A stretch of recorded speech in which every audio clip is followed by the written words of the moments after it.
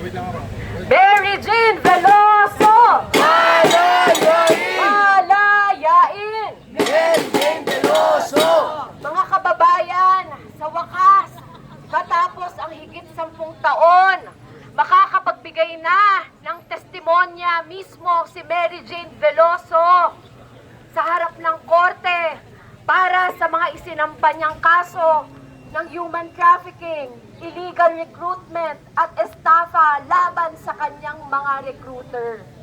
Mga kababayan, ito ho ay long overdue na opportunity at napakahalagang hakbang para makamit ang hustisya at pananagutan laban dyan sa mga illegal recruiter. At ito din ay malinaw na indikasyon ng matagal na nating sinasabi at ipinapaglaban na si Mary Jane Veloso ay hindi isang kriminal. Si Mary Jane Veloso ay biktima ng human trafficking.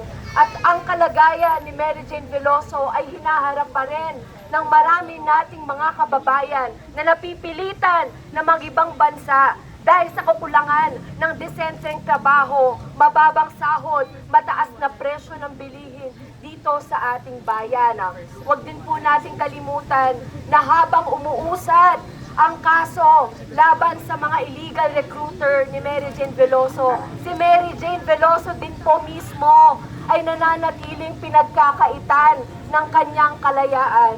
Napakabigat po na marinig mismo mula sa kanyang mga magulang na napakatagal na kanilang hinintay. Napakabigat po ng pasanin na mapagkaitan ng kalayaan, malayo sa iyong mga pamilya, malayo sa iyong mga anak, dahil po sa kanyang pagiging biktima ng illegal recruitment at human trafficking. Kaya nandito kami ngayon, hindi lang magbigay ng suporta sa pagpapalaya kay Mary Jane Veloso, kundi nandito rin kami para manawagan sa Malacanang, manawagan kay President Marcos na pakinggan, dinggin yung matagal na hong panawagan ng mga advocates, human rights advocates, mga taong simbahan, at lahat ng mga sumusuporta kay Mary Jane Veloso.